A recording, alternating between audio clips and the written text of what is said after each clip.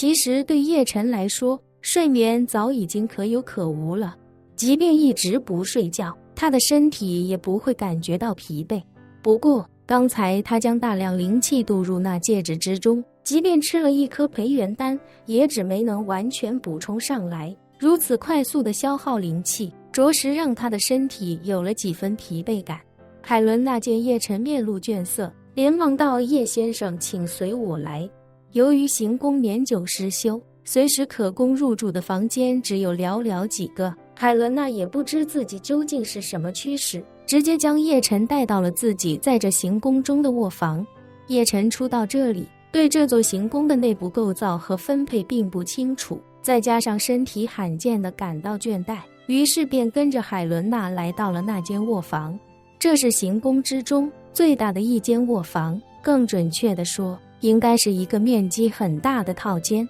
推门而入，是一个颇有北欧风情、古香古色的会客厅。这里的每一件家具、摆件甚至地板、吊灯都有至少100年以上的历史。北欧的古典美虽然很有艺术气息，但毕竟年代久远，而且保养不当，房间里带着几分难以去除的霉味。海伦娜在这套房之中待了半个晚上，原本已经习惯了这种味道，可是出去一趟再回来，那种味道又重新变得十分明显。她不禁微微皱起眉头，一脸歉意地说道：“不好意思，叶先生，房间里有些发霉的味道，除了年代有些久之外，可能也跟勃根这里多雨的天气有关。”叶晨随意地笑道：“无妨，这已经很好了。”海伦娜稍稍躬了躬身，指着里面的卧室，对叶晨说道：“叶先生，卧室在里面，您先休息一会吧。”“好。”叶晨点点头，道：“你不必管我了，我稍稍眯一会儿，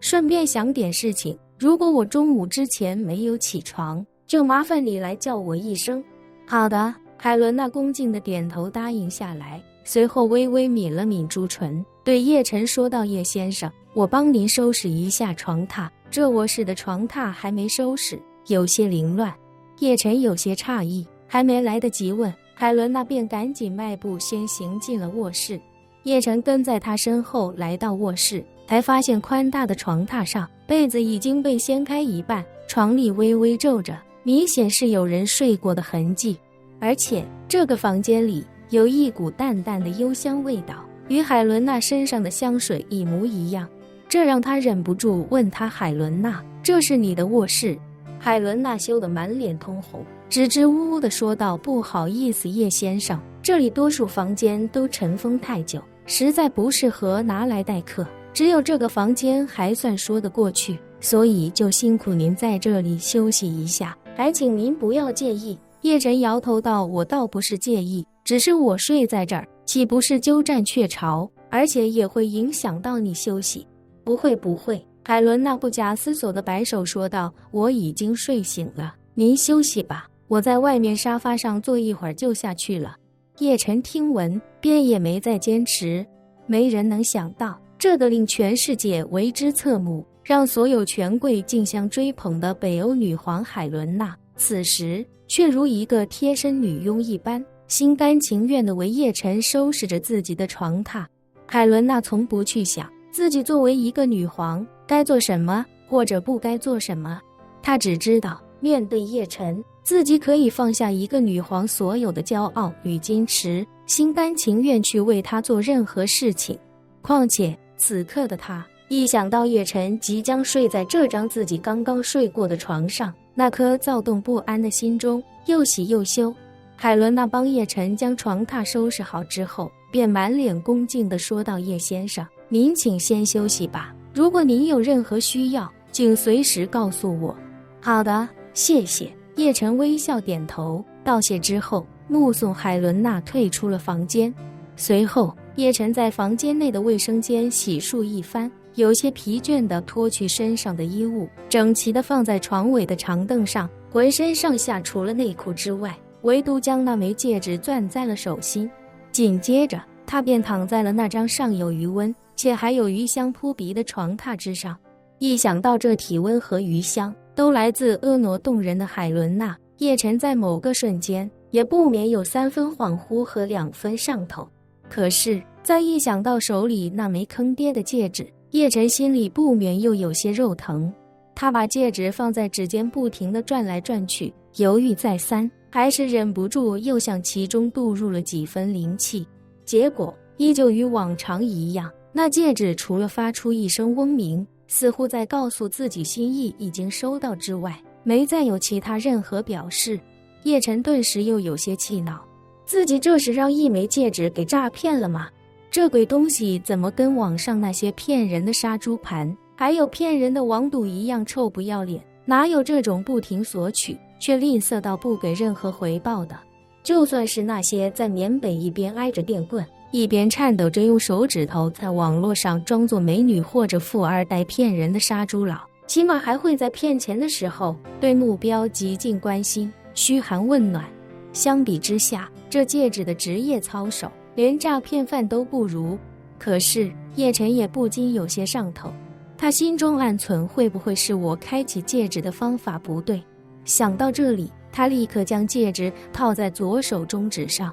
随后又向其中注入些许灵气，想看看这东西是不是必须戴在手指之上才能触发。可是即便他已经将戒指戴在了手指上，可这戒指依旧如往常一样臭不要脸，眼看又被坑走不少灵气，叶晨属实有些气不过了。可一想到自己都投入了这么多灵气，就这么放弃实在是亏得难受。毕竟自己面对的是一枚戒指，不是那种贪得无厌的网络诈骗犯。想到这里，他咬咬牙，继续安慰自己，或许是戴的手指不对，用别的手指再试一试。由于这枚戒指实在套不进大拇指，叶晨便将它在其他8根手指上都轮番试了一遍。试完之后，气得整个人心态已经彻底崩掉。这鬼东西还真的就跟那些杀猪佬一样，吃人不吐骨头。杀猪佬的宗旨是榨干受害者的每一分钱，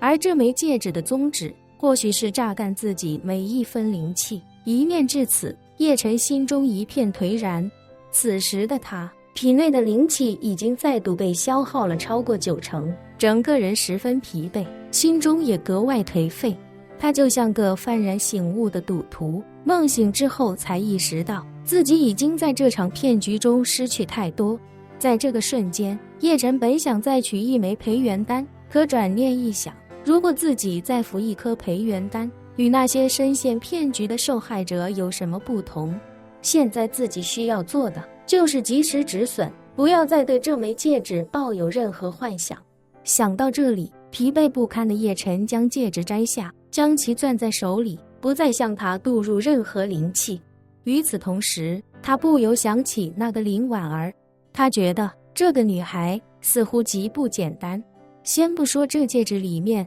到底有没有什么不为人知的秘密，单就他能在瞬间决定把这戒指送给自己，就足以看出他做事的魄力非同常人。而且如果自己看到的那9枚铜钱确实是卦象的话，那这个女孩在易经八卦上的造诣甚至甩开了赖清华一大截。赖清华在易经八卦、风水秘术上都是顶尖中的顶尖，说他是占卜风水领域里的爱因斯坦也毫不为过。如此泰斗级的大人物，若是真被林婉儿一个小姑娘甩在身后，那林婉儿就强得简直不是人了。看来想解开这一系列的谜题，只有让林婉儿亲自解答了。灵气的大幅消耗以及脑中不断的思前想后，叶晨感觉身体的倦意越来越强烈，就像普通人熬了3天3夜一般，整个人已经处于沉睡的临界点。